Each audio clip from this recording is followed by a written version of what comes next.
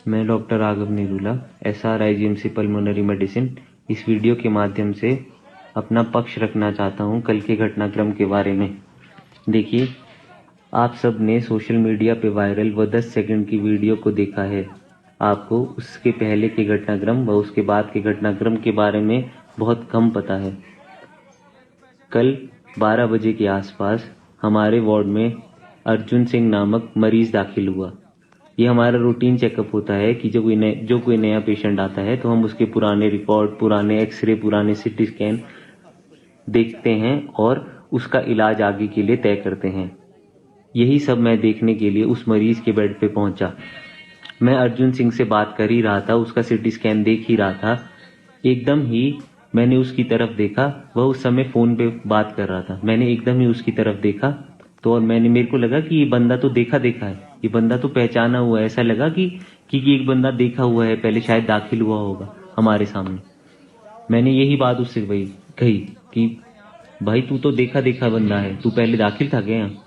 इस बात पे वो इतना उखड़ा, वो इतना जोर जोर से चिल्लाने लगा, ये बोलने लगा कि आप तू करके कैसे बात कर सकते हैं, तू कौन होता है, तू कौन होता है मुझे तू बोलने वाला, तू कौन है, तू कौन है? मैंने उसे बोला कि ऐसा मैंने तुझे क्या बोल दिया? मैंने ना तेरे को गलत बोला, ना तेरे को गलत टोन में बात की, ना तेरे से जोर से बोला। ऐसा क्या बोला मैंने?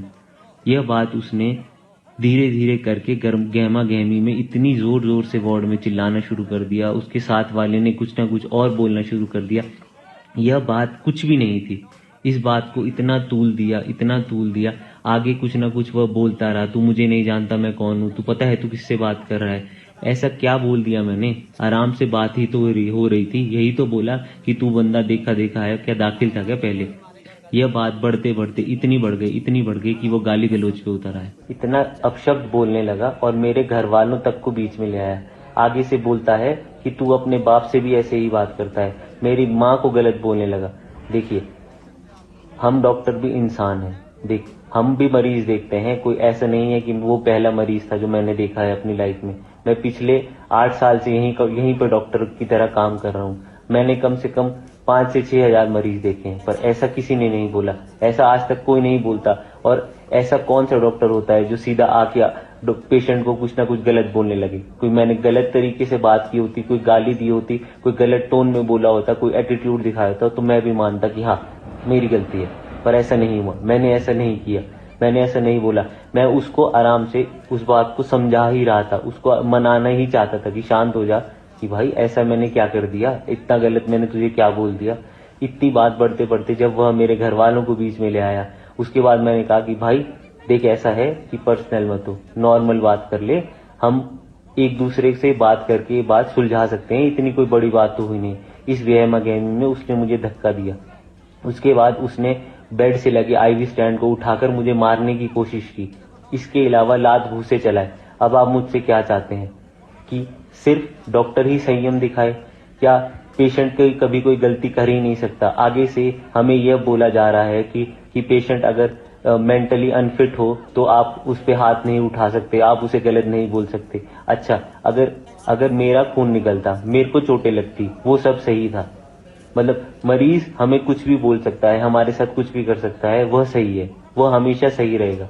हम हमेशा गलत हैं। अगर मैं कोई मुझे धक्का दे, मेरे माँ बाप को गलत बोले, मुझे गालियां दे, वो बिल्कुल ठीक है, मैं सुन सकता हूँ। क्यों? क्योंकि मैं एक डॉक्टर हूँ, मैं एक इंसान भी हूँ। ये गलत बात है, ये नहीं हो, ऐसा नहीं होना चाहिए।